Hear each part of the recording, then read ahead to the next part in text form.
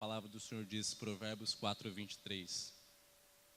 Sobre tudo que se deve guardar, guarda o teu coração, porque dele procedem as saídas da vida. Em outras traduções está, porque dele procedem as fontes da vida.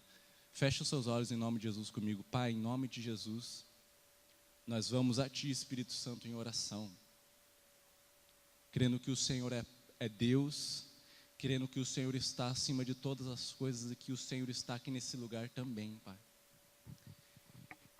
E em nome de Jesus nós oramos a Ti, porque só o Senhor pode trazer sobre essa informação desse livro, Deus, vida necessária para que haja transformação dentro de nós.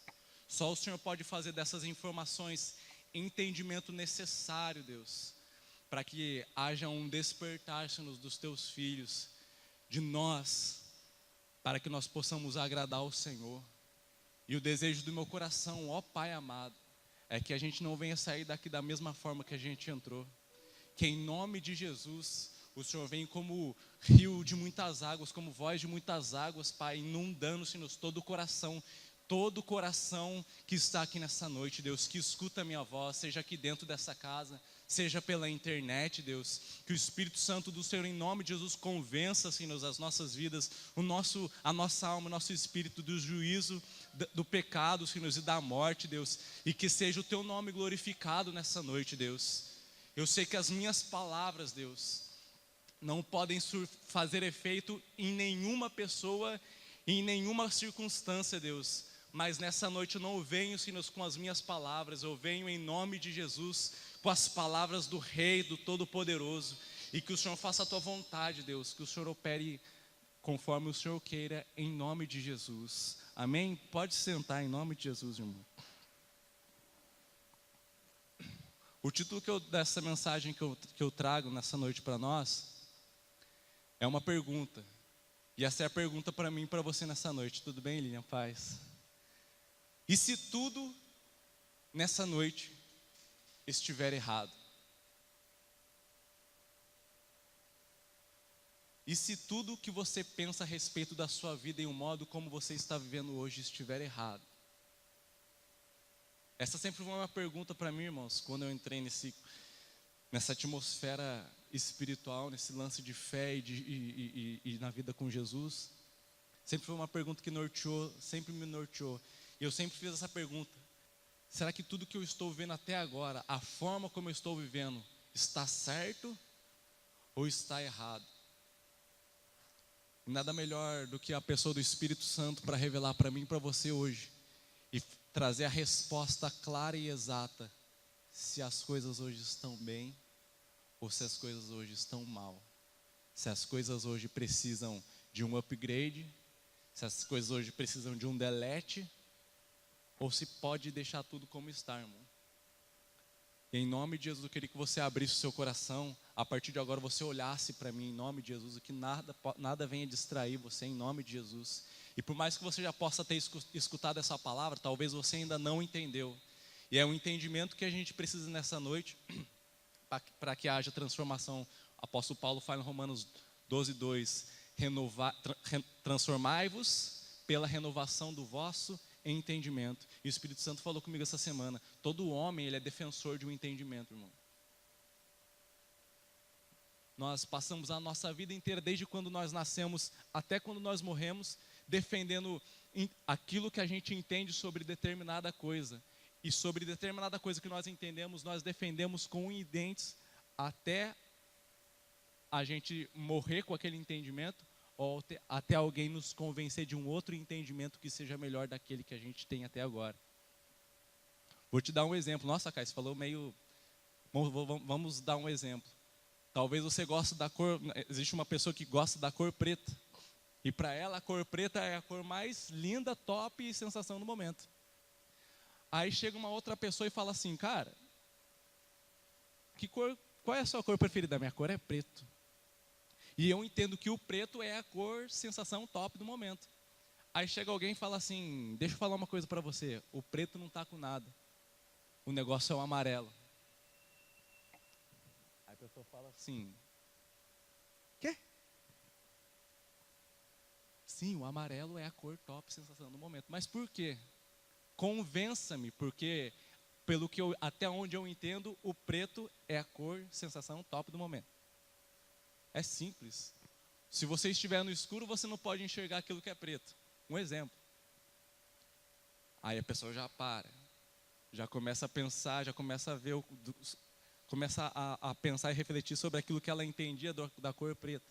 E a pessoa que gosta da cor amarela, ela fecha o assunto falando, já a cor amarela você pode ver tanto no escuro quanto no claro. Aquele entendimento que a pessoa tinha da cor preta até então, cai por terra e ela agora começa a usar amarelo. Quantos estão entendendo? Se nessa noite hoje, você conseguir ouvir essa palavra, que talvez não, com certeza você já ouviu, mas reter um entendimento necessário, a transformação que você tanto pede para Deus, vai vir a partir de hoje, em nome de Jesus. Porque não é a minha palavra que diz, é o Espírito Santo que diz dentro da palavra dele, em nome de Jesus. A palavra do Senhor diz em Lucas 15, eu queria que você abrisse comigo e deixasse essa palavra, esse versículo travado em Provérbios 4. Em Lucas 15, o Senhor Jesus ele está rodeado por homens pecadores e pela elite religiosa da época.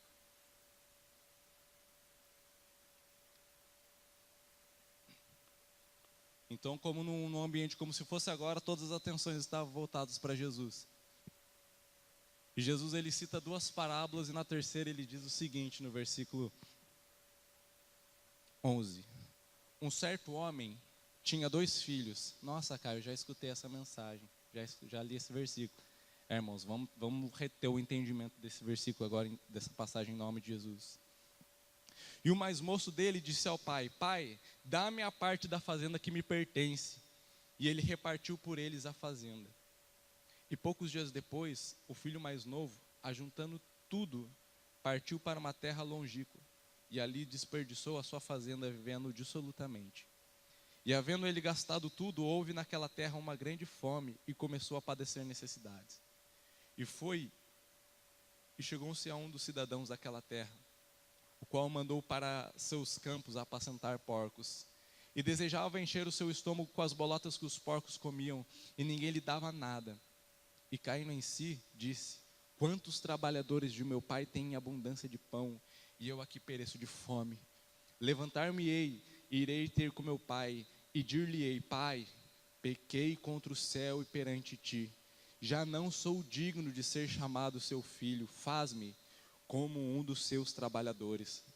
E levantando-se foi para o seu pai, e quando ainda estava longe, viu seu pai, e se moveu de íntima compaixão, e correndo, lançou-lhe ao pescoço e o beijou. E disse o filho, pai, pequei contra o céu e perante ti, já não sou digno de ser chamado seu filho. Mas o pai disse aos seus servos, trazei depressa a melhor roupa, e vestilho, e ponde-lhe um anel na mão, e sandália nos pés, e trazei o bezerro cevado, e matai-o, e comamos e nos alegramos. Porque este meu filho estava morto e reviveu, tinha se perdido e foi achado, e começaram a se alegrar. E o seu filho mais velho estava no campo, e quando veio e chegou perto da casa, ouviu a música e as danças, e chamando um dos servos, perguntou-lhe o que era aquilo. E ele lhe disse, veio o teu irmão, e o teu pai matou o bezerro cevado, porque o recebeu são e salvo. Mas ele se indignou e não queria entrar, e saindo o pai estava com ele, mas respondeu ele e disse ao pai, eis que eu te sirvo há tantos anos, sem nunca, presta atenção irmão, sem nunca transgredir um mandamento. Eis que te sirvo há tantos anos, sem nunca transgredir o seu mandamento, e nunca me deste um cabrito para me alegrar com os meus amigos. Vindo, porém, esse teu filho, que desperdiçou a tua fazenda com as meretrizes, mataste-lhe o bezerro cevado. E o pai disse para ele, filho, tu estás sempre comigo, e todas as minhas coisas são tuas. Ah, cara, já escutei essa parábola já, então vamos mais uma vez entrar dentro dela então. Então era um pai que tinha 2 filhos. E o filho mais novo chega para o pai e fala assim, pai, o negócio é o seguinte, dá a minha parte da herança que me pertence. Traduzindo, o que aquele filho estava querendo falar para o pai? A gente sabe, irmão, que a herança, quando ela é pedida pelo filho ao pai, antes que o pai morra, é a mesma coisa que o filho está falando para o pai. Pai, na verdade, para mim, o nosso relacionamento já morreu, o Senhor já não existe mais para mim, e o meu coração já não está aqui dentro dessa casa. Pai, o negócio é o seguinte, me dá o meu dinheiro, porque na verdade, tudo aquilo que eu quero depositar o meu coração e gastar o meu tempo, não é aqui dentro dessa casa sendo filho do Senhor. É com o dinheiro que o Senhor tem. É com aquilo que o Senhor tem para me dar. Então o negócio é o seguinte, vamos fazer assim, pai. Dá a parte da herança que me cabe. E naquele momento o filho apunhala o pai sem escrúpulos. Mas o pai, sendo um pai tão diferente como qualquer um dos pais que existem, talvez se você ouvisse isso do seu filho, você ficaria maluco. Mas esse pai, que é diferente de todos os pais, ele olha para o filho e fala, tá bom, filho. E reparte, a palavra diz que repartindo a herança, o filho pega aquilo lá e some. E ele começa a manifestar no coração dele tudo aquilo aonde estava, tudo aquilo que o coração dele queria desde o momento. Você consegue entender aonde estava o coração daquele filho mais novo desde o momento que ele tem aquela conversa com o pai e talvez você fale assim, Caio, agora você está trazendo muita alegoria para a palavra, porque a palavra não fala disso. Mas irmão, pega a essência dessa mensagem e começa a se enxergar dentro da mensagem. Para alguém poder falar isso para o pai, para alguém tomar uma atitude dessa com o pai, não foi de uma hora para outra, vou dormir amanhã e acordei no dia seguinte e falei, nossa, olhei para o meu pai, olhei para o dinheiro, olhei para a vida, para o mundão, acho que o negócio é eu. Esse cara já estava pensando em ir embora faz tempo.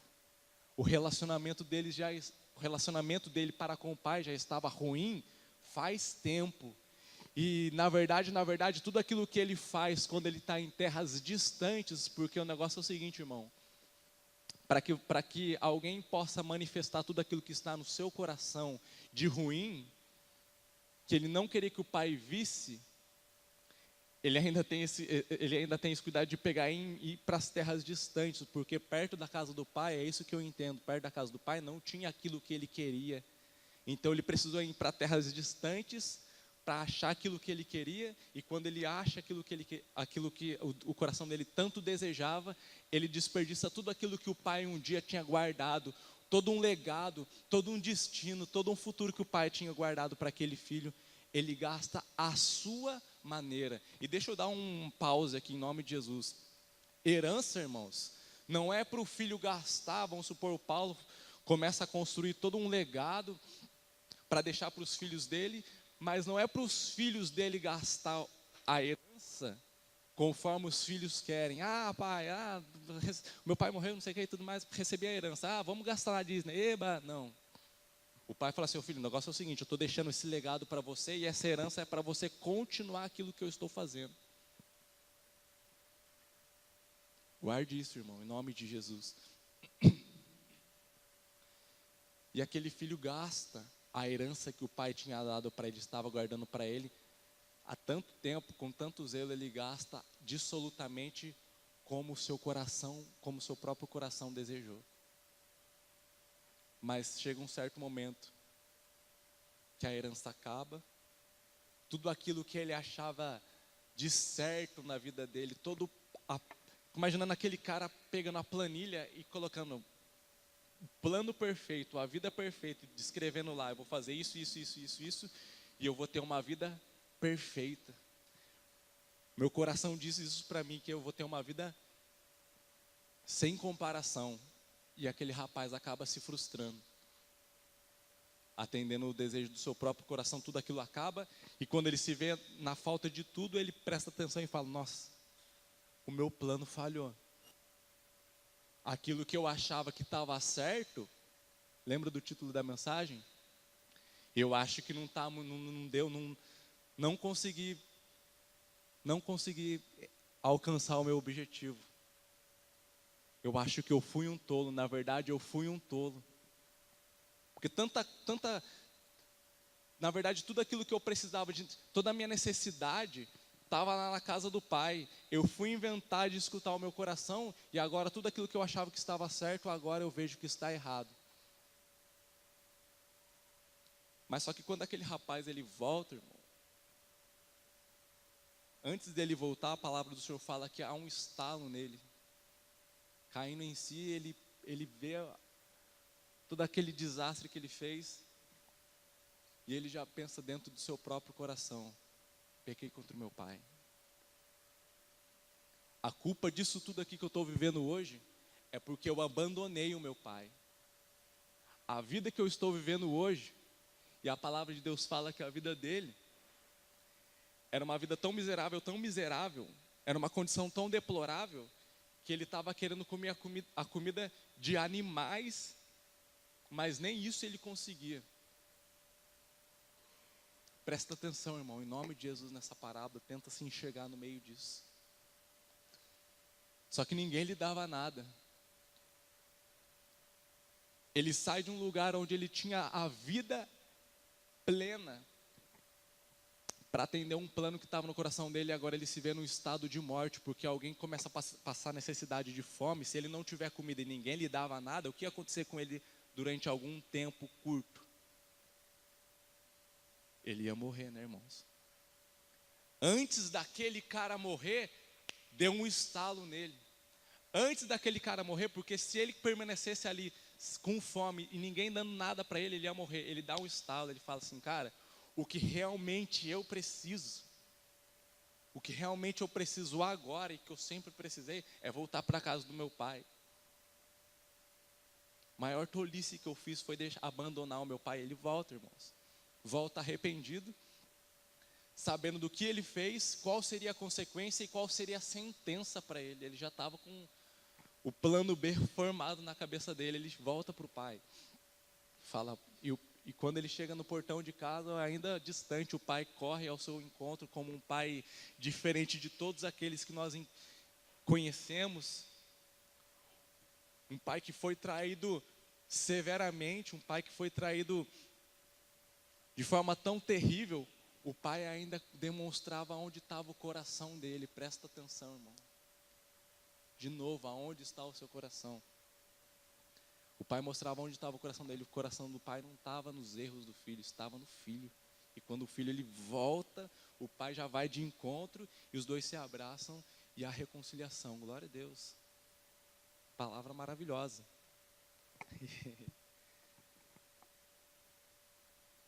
E antes dele, ele começa a falar para o pai: pai, o negócio é o seguinte, pequei contra o Senhor, pequei contra os céus e contra ti.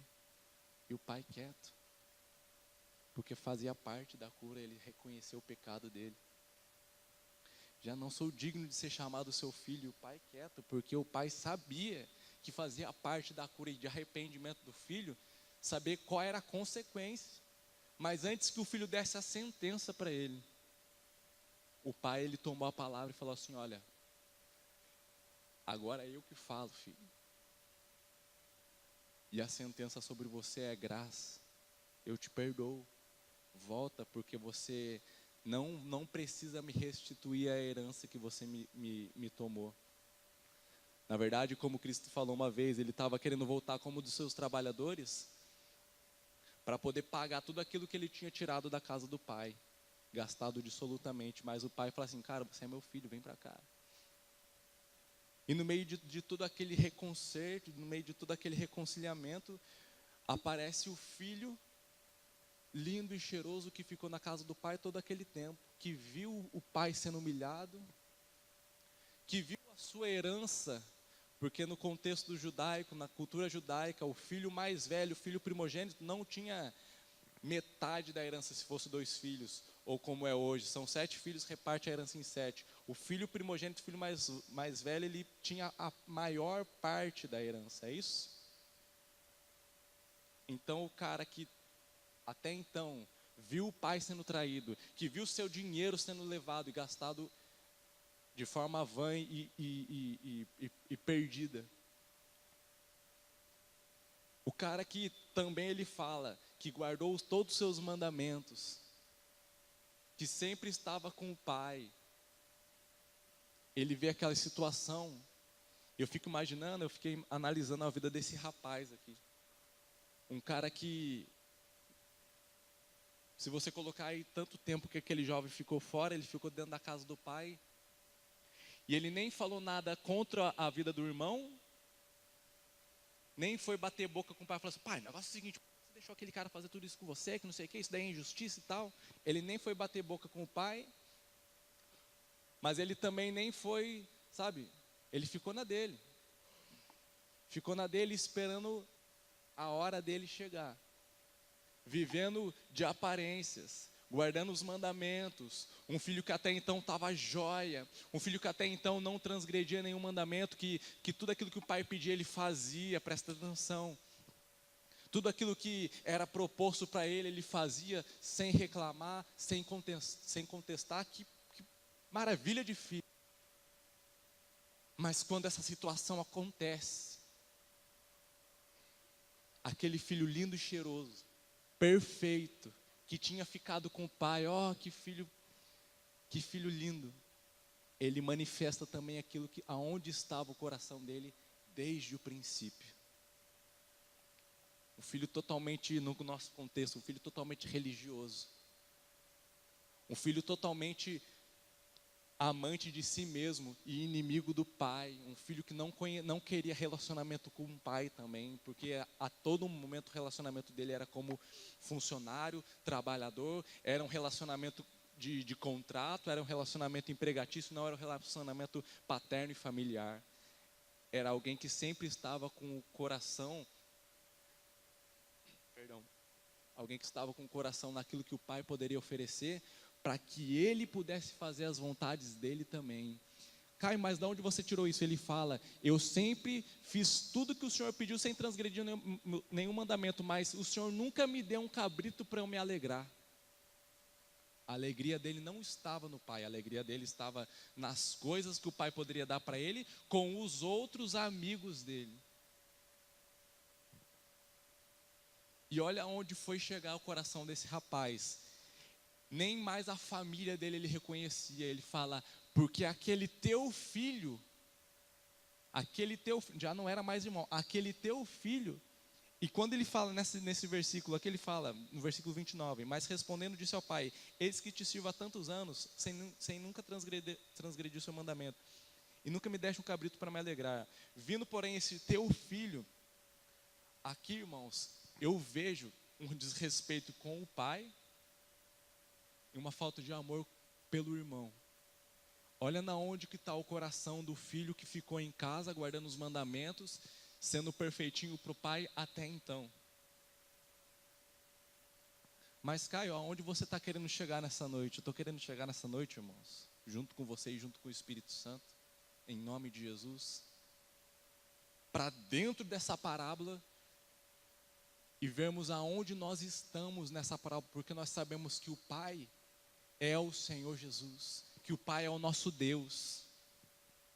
Um Deus que continuou sendo bom quando o filho traiu ele.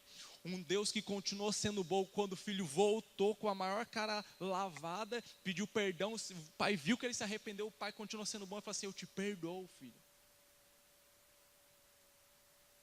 E um pai que foi bom também, indo atrás do filho mais velho, fala: cara, vem para cá. Eu sempre estive contigo, mas é justo nós nos alegrarmos com o seu irmão que voltou. Um pai que até para corrigir o filho mais velho, foi bondoso também, porque o pai poderia vir com uma havaiana de pau e ele manteve a sua bondade, até para correção. Agora, e os dois filhos terríveis desse pai bondoso? Aonde é que eu me encaixo nisso? Aonde é que você consegue se encaixar? Aonde é que você se vê? Será que você consegue se ver, irmão? Será que os seus olhos, o teu coração consegue se encontrar em uma dessa situação aqui? Escute a palavra do Senhor, Provérbios 4, versículo 1. Ouvi, filhos, a correção do pai. Estai atentos para conhecerdes a prudência. pois vos dou boa doutrina.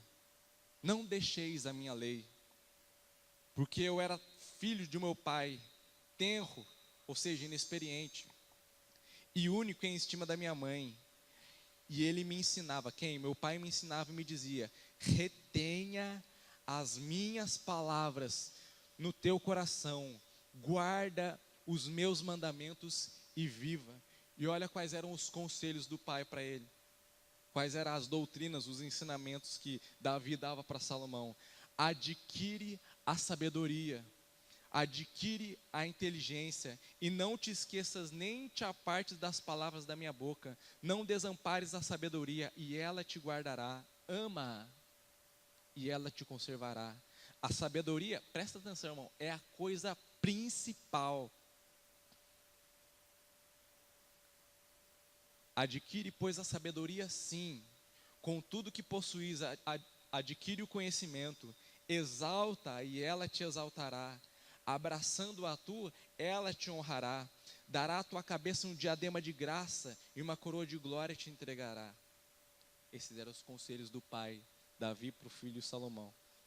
Ouve, filho meu, e aceita as minhas palavras, e se te multiplicarão os anos de vida. Vamos parar aqui, em nome de Jesus. Davi estava falando para o seu filho: filho, em nome de Jesus. Fico imaginando ele falando assim: em nome de Jesus, meu filho. Presta atenção na correção que eu vou trazer para você agora. Irmãos, em nome de Jesus, essa palavra aqui, ó, se você ler, está falando comigo e com você. Filho, quem é filho aqui, levanta a mão. Filho, esteja atento, esteja disposto a receber a correção. Irmão, se o Espírito Santo está querendo nos corrigir, não é porque ele é maldoso, não. Primeiro, é porque ele quer deixar a gente perfeito para um propósito perfeito. Já começa por aí. E ele fala: eu vos dou a boa doutrina. Retenha as palavras, retenha a correção. E o que o Espírito Santo fala através de Salomão? Adquire a sabedoria, tenha conhecimento, tenha inteligência, filho. Aí você para e pensa: puxa vida, sabedoria, inteligência, conhecimento. Sabedoria, inteligência, conhecimento. Do quê? Do quê? Já sei. De toda a Bíblia, que eu vou começar a ler a Bíblia, né? Os evangelhos, depois vou para a escatologia, Apocalipse, depois eu vou começar a ver uns vídeos no YouTube. E depois eu vou, junto com o Lucião lá na Betel, a gente começa a comprar, ou então a gente faz um cadastro na Editora Fiel, começa a comprar um monte de livro. Vou acompanhando, vou adquirindo sabedoria. Ou não, peraí. Será que a inteligência, esse conhecimento que está falando aqui na Bíblia é a respeito de sabedoria humana? Vou começar a estudar filosofia, vou começar a estudar sabedoria humana, ou é exatas humanas?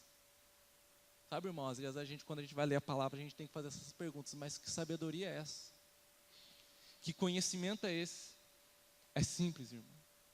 A sabedoria que hoje eu e você precisamos e que o Espírito Santo pede para nós hoje é a sabedoria e o conhecimento de Deus. Essa é a coisa principal. E aí você vê a palavra e ela fala: adquire a sabedoria. Mas como é que eu vou conseguir ter a sabedoria de Deus? Como é que eu vou ter conhecimento de Deus? Ora, Deus ele não é nenhuma divindade, nenhuma escultura, nenhum objeto. Deus ele é uma pessoa. Amém? E para você conhecer uma pessoa, você precisa se relacionar. Nossa, de novo isso daí já escutei, irmãos. Nós precisamos entender o que é esse relacionamento.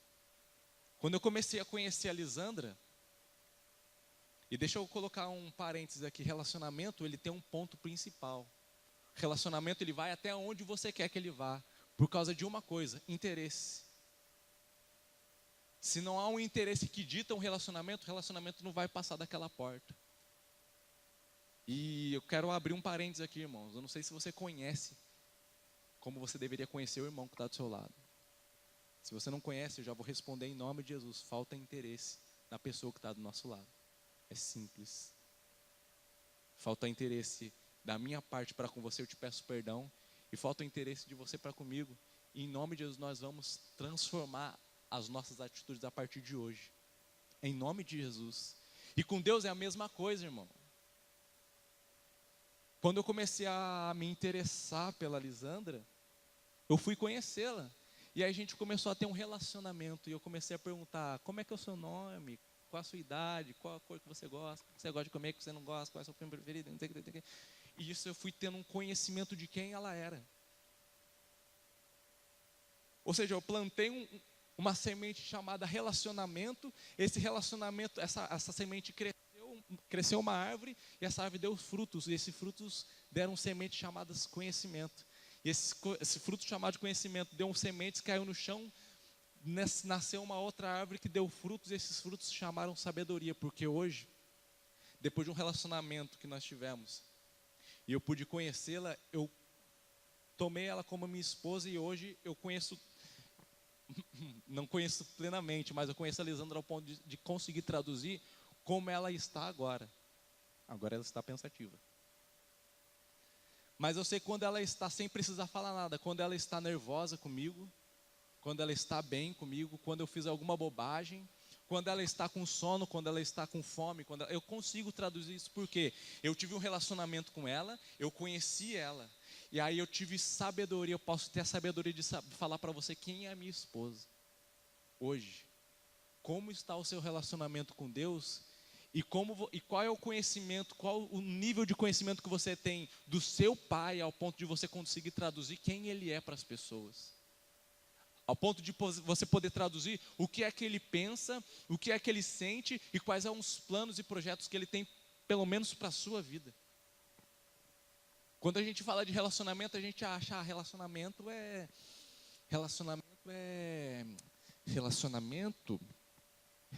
algo simples, irmãos.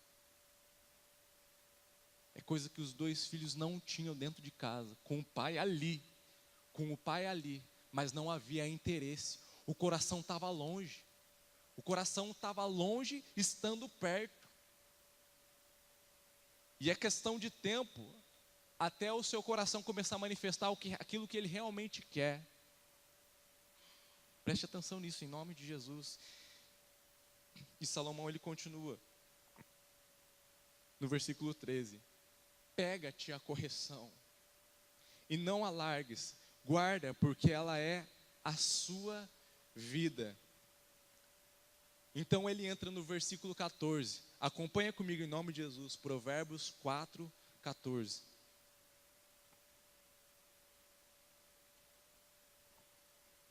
Provérbios 4, 14. Diz assim: não entre na vereda dos ímpios, nem ande pelo caminho dos maus. Evita-o, não passe por ele. Desvia-te dele depressa e passa de largo. Irmãos, aqui nós vemos uma coisa. Nós vemos caminho dos ímpios. Nós vemos o caminho dos ímpios. Quem é o ímpio na Bíblia? Fui procurar saber o que é o ímpio, porque eu sempre tive uma ideia de ímpio, sabe, irmãos? O ímpio é o cara mau que está no mundo e não conhece a Deus. É um pouco mais abaixo. O ímpio é o cara que ele desdenha e rejeita algo ou alguém. O ímpio é aquele cara que pode ser tanto dentro da sociedade, que ele olha para a sociedade, para as leis e para como as coisas funcionam. Obrigado, Marcão. Que olha para a sociedade e para como as coisas funcionam, e ele não está nem aí para as coisas da sociedade, para a lei, e ele anda conforme ele quer, porque ele tem a sua lei, ele age como ele quiser. Num contexto espiritual, o ímpio é o cara que rejeita Deus e despreza tudo aquilo que vem de Deus. E por que o ímpio, um cara desse, faria o seu próprio caminho? É simples, irmão. Porque ele rejeita os caminhos de Deus. O coração dele nunca esteve no coração do Pai. O coração dele está nas coisas que ele deseja, daquilo que ele quer fazer. E a palavra do Senhor fala: toma cuidado com esses caminhos, filho. Tome cuidado com essas veredas, filho. E ele continua falando a respeito dos ímpios, porque eles não dormem se não fizerem mal, e foge deles o sono se não fizerem tropeçar alguém. E em seguida ele fala, versículo 17, porque comem o pão da impiedade e bebem o vinho das violências. Fala comigo, pão da impiedade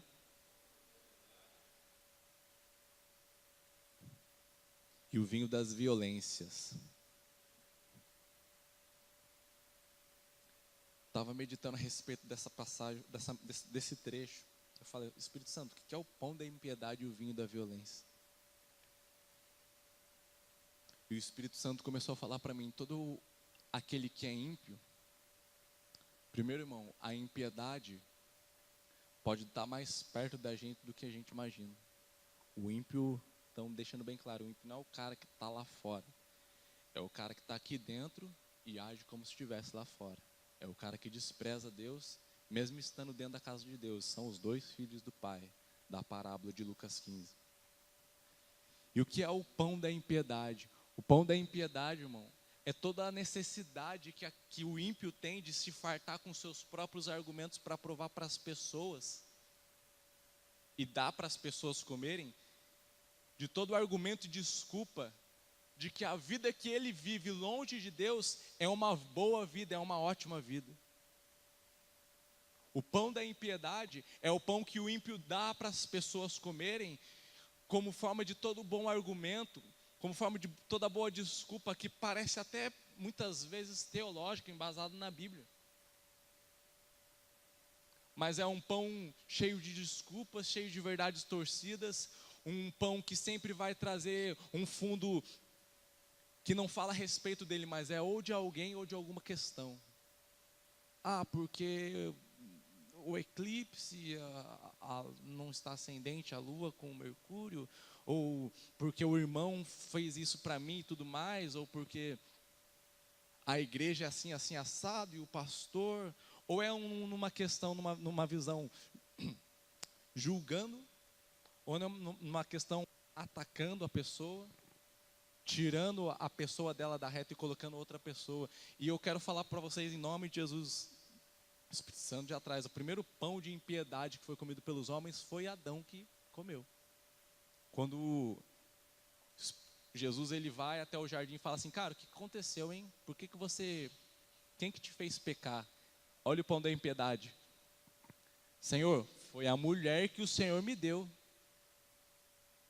E eu não tenho nada a ver com essa história. Olha o pão da impiedade, olha o bom argumento, olha a desculpa esfarrapada, ó, Senhor, foi aqui a pessoa, o meu próximo aqui, ó.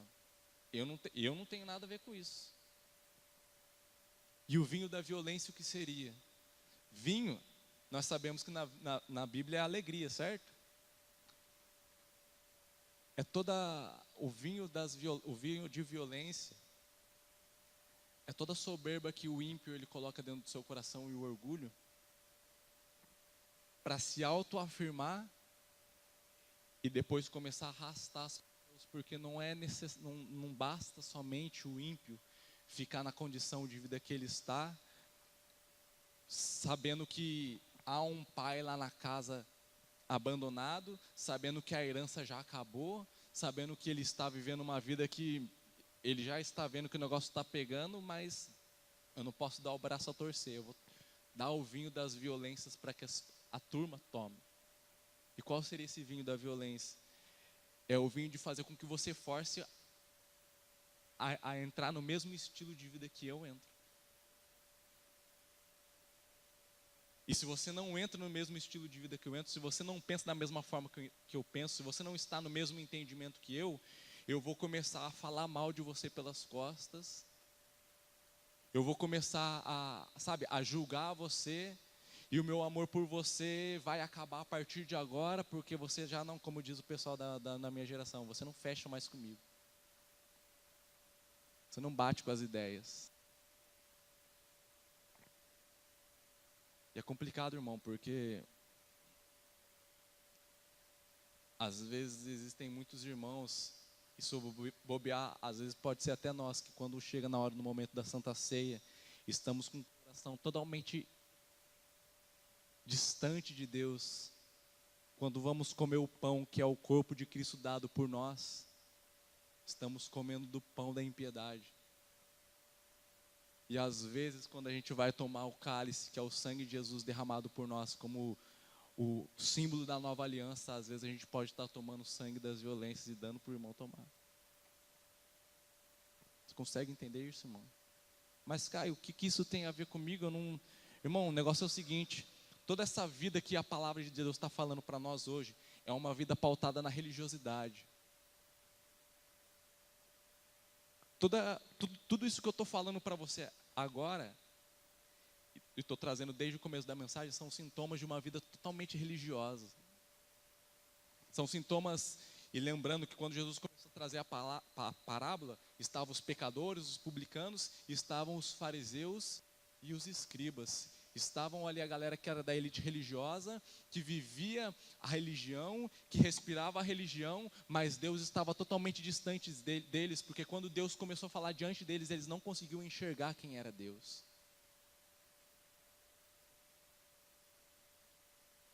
E aí eu pergunto para você nessa noite: como está o seu relacionamento com Deus?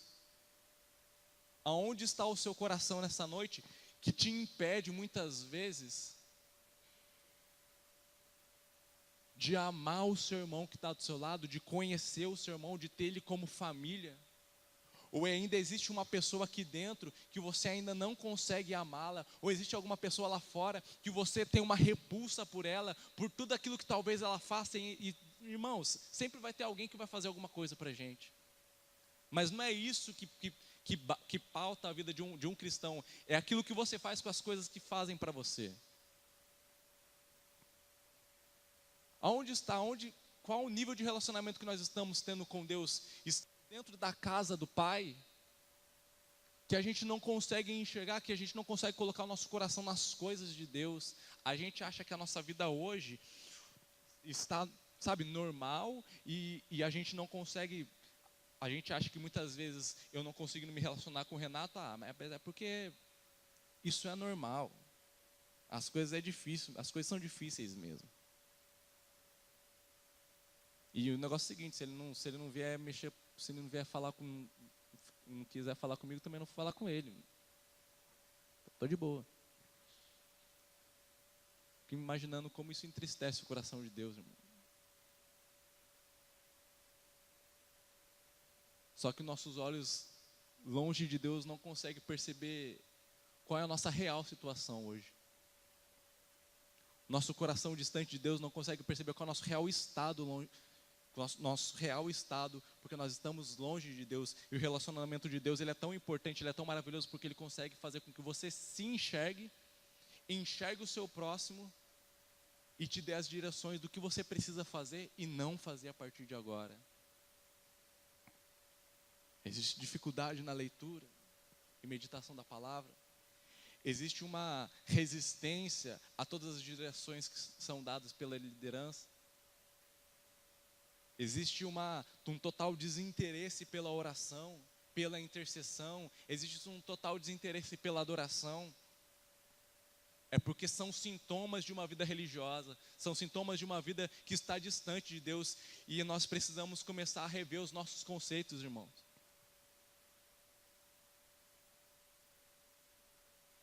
Eu preciso começar a revisar tudo aquilo que eu tenho por certo na minha vida.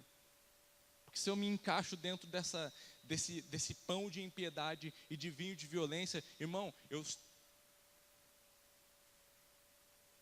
o meu fim está próximo demais. Na verdade, o meu fim já chegou. Estou morto tanto quanto o filho mais novo que estava já passando necessidade, quanto o filho mais velho que estava com ira dentro do seu coração, morto há muito tempo. Porque a nossa vida é no Pai. A vida que você precisa hoje, toda a necessidade que o teu espírito, a tua alma e o teu corpo precisa hoje, está no Pai. Tanto provisão financeira, provisão espiritual, amorosa, relacional. Irmãos, está no Pai. É o Pai quem dita aquilo que nós precisamos fazer. É Ele quem traz é Ele quem gera o nosso futuro, o nosso destino. E se hoje, dentro do seu coração, você se garante, não, a minha vida hoje está jóia, Caião. Quero falar para você, se você baseia isso na vida que você está levando, eu posso falar com toda sinceridade, com toda autoridade na palavra de Deus. Há um sério problema com você. Porque aquele que se garante dentro das suas próprias palavras é alguém que prefere confiar mais nas suas próprias palavras do que na palavra do Pai. É aquele que prefere confiar mais no seu próprio caráter do que no caráter do Pai. É aquele que prefere ouvir mais os seus próprios conselhos do que os conselhos do Pai. E é aquele que prefere confiar mais no destino que ele está fazendo para ele do que no destino que o Pai já preparou como herança. E são as pequenas coisas que se manifesta uma vida de religiosidade, uma vida morna, uma vida que nem às vezes nem sai, mas também nem faz o certo. Essa vida que para Deus é nojenta, irmãos, desculpa a expressão, mas ele fala lá em Apocalipse, eu estou prestes a vomitar vocês da minha boca. E a única passagem da Bíblia que eu vejo Jesus falando claramente, eu prefiro que vocês vão para o mundo e se percam e assumam logo quem vocês são. Isso é muito sério, irmão. Para um Deus que quer que todos os homens se salvem, cheguem ao pleno conhecimento da verdade, para ele falar, eu prefiro então que vocês se entreguem logo ao mundo. Do que vocês vivem nessa vida de religiosidade, nessa vida que vocês estão perto de mim, mas vocês não me conhecem. E porque eu preciso conhecer a Deus, porque é então que, mesmo, talvez você se encontre numa situação complicada, como o filho mais velho, veio alguém que te fez mal, e como é que você vai amar essa pessoa? Como é que você vai pagar o mal com o bem? Aí eu pergunto para você, o que você representava para Jesus Cristo antes da salvação e até hoje? Homens e mulheres totalmente indignos do perdão do Pai, homens e mulheres totalmente não merecedores da graça, e totalmente merecedores do castigo eterno, porque nós nos rebelamos contra o Pai. Mas se o Pai conseguiu nos receber, se o Pai, com toda a sua bondade e misericórdia, Ele nos recebeu, a partir do momento que eu começar a me relacionar com o Pai, será algo mais fácil, será algo assim natural, eu conseguir receber o próximo que também que me faz, que tanto me atinge.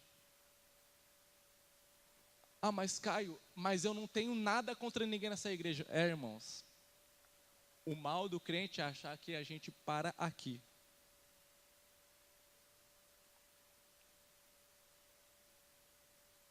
A palavra de Deus fala que o ímpio, ele deseja a morte do seu próximo. Ele não cai, não vem o sono para ele enquanto ele não fizer alguém tropeçar. Caio, mas eu não sou essa pessoa, irmãos. Existem filhos mais novos lá fora que precisam conhecer o Pai. E nós, como filhos mais velhos, na questão de tempo com Deus, de tempo de Bíblia, de saber quem é a verdade, quem é o amor, que é Jesus Cristo. A gente retém a palavra do Senhor, a gente não prega para essa galera. A palavra de Deus fala, presta atenção. Em João 8, Jesus descreve quem é Satanás. Satanás, ele é homicida desde o início e mentiroso, porque ele é pai da mentira. Caio, eu nunca vi Satanás matar ninguém. Você já viu Satanás mentindo, né? Quando ele começou a enganar os anjos lá no céu, leva a terça parte do céu em toda aquela ideia maluca e enganosa de mentira, falando que ele era melhor que Deus e tudo mais. Ali ele começou a mentir. Ah, é verdade, isso daí eu lembro, ele é mentiroso mesmo. Ele começou a mentir, é verdade. E não satisfeito em tirar aquela galera da verdade que era Deus, quando eles são expulsos do céu, eles vêm parar aqui na terra, Satanás ele vem mentir de novo. E ele vem falar para o homem, ó, o negócio é o seguinte, aquilo que Deus falou para você, não comer do fruto, que não sei o quê, daí ó, não é bem assim não. E consegue inserir mais uma mentira dentro da humanidade. Aí eu faço uma pergunta para você: se a verdade que é Cristo conduz para salvação e luz, a mentira que é o diabo vai conduzir para onde? Para a morte. Satanás é homicida desde o início ou não é? Agora eu faço uma pergunta para vocês, irmãos. Se alguém que é religioso e que vive numa vida totalmente de engano, que vive se enganando, alguém que ama a mentira, pode até não praticar mentir com os lábios, mas vive na mentira, vive uma mentira. Se ele acredita que a mentira dele é a verdade, ele vai começar a propagar isso para as pessoas. Ou não precisa nem propagar. A falta do evangelho, que é a palavra e a verdade, a falta de levar o evangelho para as pessoas, já faz com que essa pessoa mate mais, faz com que esse cristão, esse religioso mate mais pessoas do que o Zika vírus conseguiu matar esse ano. Aí eu pergunto para você, será que nós hoje não temos nos tornado homicidas também? Porque a vida que a gente preserva hoje, por conta de muitas vezes não querer abrir mão daquilo que nós somos, por conta da gente não querer colocar o nosso coração onde realmente precisa estar, porque a gente acha que o nosso coração, onde o nosso coração está, é aonde tem que estar e pronto, acabou. E se Deus vier falar alguma coisa, aí Deus fala com a minha mão. Essa preservação da sua própria vida está tirando as vidas de lá de fora, cara. E eu vou mais além, está tirando a sua vida também, porque o final da sua vida é junto com eles. É duro, né, irmão? O Espírito Santo pegou essa semana aí e mandou assim, ó. E se Satanás é o pai da mentira e homicida, desde o início, quem vive numa vida de religiosidade e que não vive o evangelho, que não manifesta o evangelho através da sua própria vida e pregando, é mentiroso e homicida, então é filho do diabo também. Meu Deus. Será que esse não é você nessa noite? Será que essa não é você nessa noite? Será que não é você um desses filhos, desse pai bondoso, que precisa urgentemente saber quem é e aonde está, e voltar para a casa do pai, e se arrepender e pedir perdão? Será que não é você nessa noite? Será que não sou eu, irmão? Em nome de Jesus, não é impossível que a religiosidade está tão nos nossos olhos que impede a gente de ouvir esta mensagem, ver a gente dentro da mensagem e não falar que somos, e não acreditar que somos nós.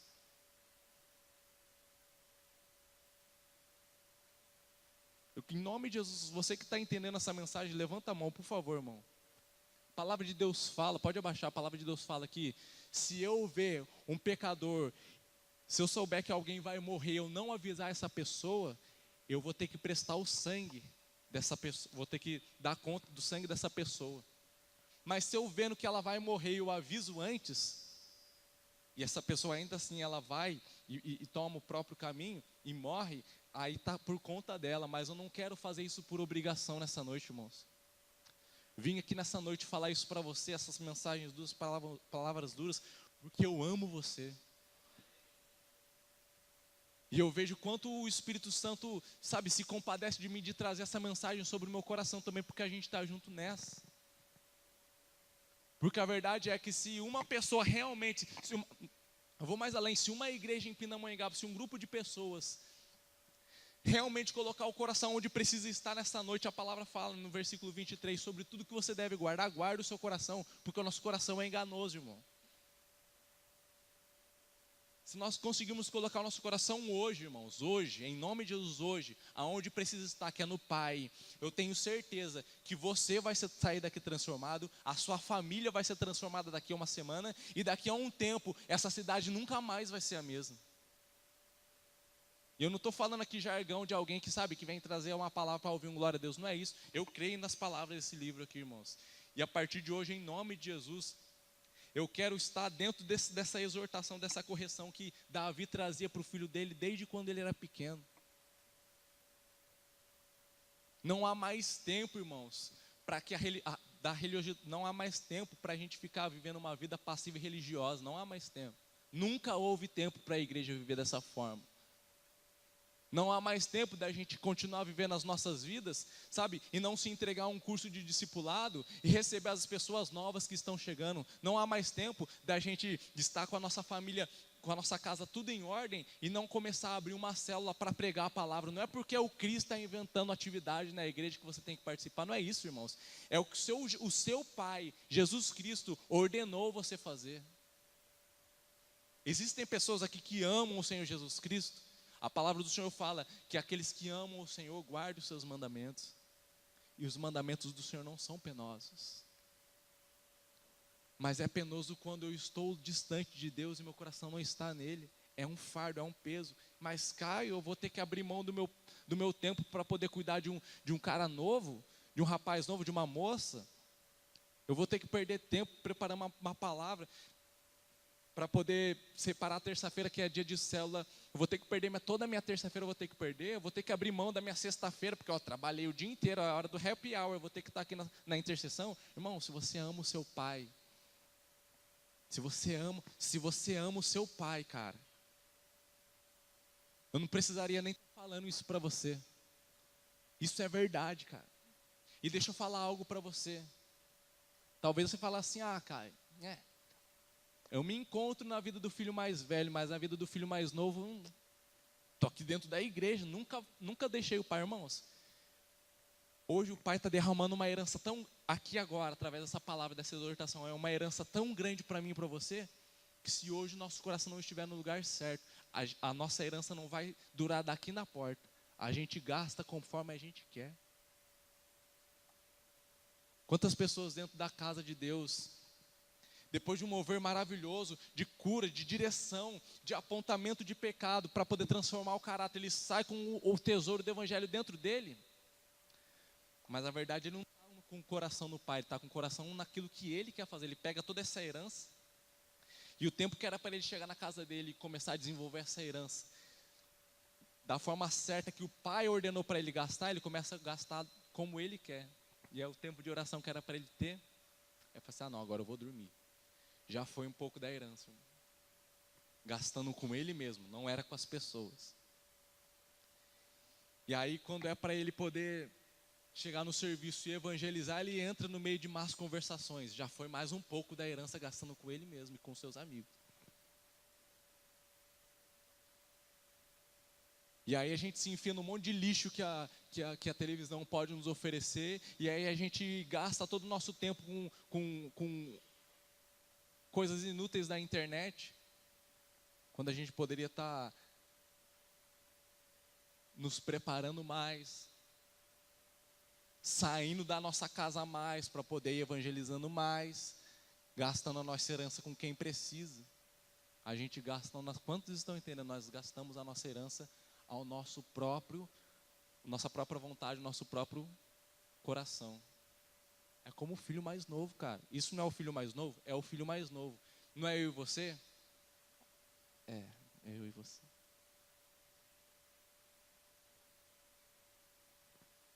Sabe o que aconteceria se o filho mais novo fosse convertido, estivesse convertido, se essa parábola continuaria? Deixa eu falar para você. Ele ia falar assim, pai, o negócio é o seguinte, se ele não precisaria nem ele estar saindo de casa, nem esse evento todo, se ele realmente tivesse o coração, ó o filho mais novo curado, com o coração em Deus, coração do pai, dá a parte da herança, do legado que o Senhor tem para mim, porque o negócio é o seguinte, o meu coração está em ti, o meu coração está no seu caráter, o meu coração está na sua provisão, em quem o Senhor é. Eu quero a parte da herança, pai. O pai já fica assim, porque eu quero, se o filho pródigo é filho esbanjador, amém? Eu quero sair daqui esbanjando a sua herança, que é o seu, porque o meu maior tesouro, a minha maior herança, aquilo que eu tenho de valioso, é o seu caráter, são as suas palavras, são os seus ensinamentos. Eu quero sair daqui esbanjando o seu caráter, as suas palavras, as suas ordenanças, as suas direções. Não vou, pai, fica tranquilo que eu não vou gastar a minha herança com as prostitutas, não, pai. Como meu coração do velho homem gostaria. Eu vou chegar nas prostitutas sim, pai, para evangelizar e tirar elas da onde elas estão. Eu vou pegar essa herança, pai, e não vou, sabe, me deitar nas mesas de bares e beber e não ver o dia passar. Eu vou até esses caras que estão encharcados no vício, e eu vou falar que o Senhor é bom, Pai. Eu vou usar esse dinheiro para poder levar aquilo, para poder mostrar, Pai, quem o Senhor é. Quantos filhos mais novos estão entendendo? Você precisa sair daqui hoje com a sua herança na mão, não para gastar como você quer, irmão. Você não pode sair daqui com o legado de Deus debaixo do seu braço. Se você realmente está com o coração em Deus, com o coração do seu Pai, e viver como você, e não conseguir enxergar as pessoas que estão ao seu redor e não usar essa herança para atrair elas ao Pai. Porque é a única coisa, é por isso que a igreja existe ainda hoje, para trazer os filhos que estão perdidos lá em terras longínquas, de volta para o Pai. E ó, se o filho mais velho fosse convertido e estivesse com o coração no Pai, ele ia falar assim: Pai, se o filho mais novo foi embora, traiu o Senhor, fez um auê em casa, mas o negócio é o seguinte, Pai, eu sei quem o Senhor é, eu sei que o Senhor é bom, e o meu coração está em Ti, Pai. Eu sei que, assim como eu, o Senhor quer que esse filho volte, né, Pai? Quero, filho. Dá o resto da parte da herança, porque eu vou lá atrás desse irmão que fugiu, que foi embora de casa. Ó, irmãos, tem tanta gente que era daqui da Petra que foi embora, a gente, ó. E não é porque era daqui da Petra, era filhos do seu Pai. E a gente fala para Deus: Deus, o teu filho foi embora. É o seu irmão, cara. É o meu irmão. Olha como o espírito de religiosidade, sabe, a impiedade está tão inserida na gente, a gente nem vê, cara. Porque a palavra de Deus, ela continua aqui, ó. No versículo 19. O caminho dos ímpios é como a escuridão. Nem conhece aquilo em que tropeçam. Agora para você ver a diferença do filho convertido. Mas a vereda do justo é como a luz da aurora, que vai brilhando mais e mais até ser dia perfeito. Quando alguém está com o coração no Pai, ele consegue saber aonde ele está tropeçando. Ele consegue saber aonde ele está errando sem que ninguém precise ficar, sabe? Ô filho, o negócio é o seguinte: larga a religiosidade, larga a religiosidade, larga a religiosidade. Você já sabe, o Espírito Santo é a luz que ilumina a sua escuridão, irmão. Porque Ele é o seu Pai, você está ligado nele, Ele está ligado em você. Você é um só Espírito com Ele. Em nome de Jesus, irmão. Eu não consigo olhar para essa palavra dura e não ver o amor do Pai sobre as nossas vidas nessa noite. É uma noite maravilhosa do seu Pai falando no seu coração. Talvez o espírito de religiosidade está falando assim: esse cara nunca veio pregar, quando vem pregar ainda vem passar um sabão na galera. Não, irmãos. Trazer uma mensagem do seu Pai para você. Seu Pai te ama, cara. Você acha que a sua vida hoje está boa do jeito que está? Eu quero falar para você. Frase maldita que o Tiririca foi abrir a boca e falar: pior que está, não fica. Quero falar para você que um abismo chama outro abismo. Talvez você não está a ponto de fazer o que o filho mais novo fez, mas é questão de tempo. Agora eu quero falar para você: um abismo chama outro abismo, mas um céu chama outro céu, irmão. Se você se entregar ao seu Pai nessa noite, você vai ver o que é realmente vida e vida em abundância. Você nunca mais você vai se frustrar com aquilo que estava no seu coração, porque o seu coração vai ser outro.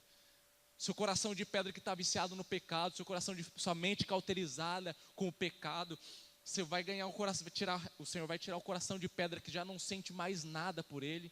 O Senhor vai arrancar esse coração de pedra que já não consegue bater, não consegue mais olhar o irmão. Ele vai arrancar esse coração de pedra e vai te trazer um coração de carne, um coração que vive, um coração que sente, um coração que está ligado com o coração do Pai, porque não é mais o seu coração, é o coração dele sobre você. É o coração dele bombeando sangue dentro de você, bombeando, sabe, sonhos de Deus, bombeando ordenanças de Deus, trazendo transformação para dentro do seu corpo, cara, para dentro da sua vida. O Pai, Ele quer fazer isso hoje, a partir de hoje. Ele quer, sabe, que você volte e todas as coisas na sua vida se façam de novo. Novo de novo, né, Paulão? Nasci de novo. É hoje, irmãos. A palavra de Deus diz em Eclesiastes 3 que há tempo para todas as coisas. Debaixo do céu. Há tempo para todas as coisas debaixo do céu, segundo o seu propósito. Se o seu propósito hoje for do seu coração, o tempo hoje vai ser um tempo perdido. Agora, se o seu propósito hoje é o propósito do Pai, é esse propósito aqui, ó, sobre tudo que se deve guardar, guarde o seu coração em Deus, irmão. O tempo hoje vai ser um tempo novo para você. Em nome de Jesus. E essa palavra não é de alguém, sabe, que sabe quem você é aqui. É alguém que sabe quem você é antes de você existir, cara. Quantos aqui conseguem entender e ouvir a voz do Pai nessa noite? Fala, por favor, irmão, que você está conseguindo ouvir a voz do Pai. Que não é a voz do Caio e as palavras do Caio que você está recebendo no seu espírito, não.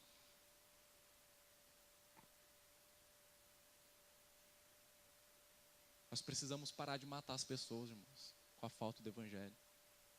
Em nome de Jesus nós precisamos, nós iremos em nome de Jesus. Essa casa Petra aqui, ela não vai ser mais uma casa de filhos mais velhos que expulsam os filhos mais novos. Não vai, em nome de Jesus. Porque o Senhor vai trocar o seu coração hoje, vai trocar o meu coração hoje, em nome de Jesus. Essa casa aqui não vai ter mais filhos mais novos, gastando a herança do pai dissolutamente, sabe? Vendo toda uma geração perder e morrendo junto com essa geração. Em nome de Jesus, não vai ser. Será uma casa de filhos convertidos ao Senhor.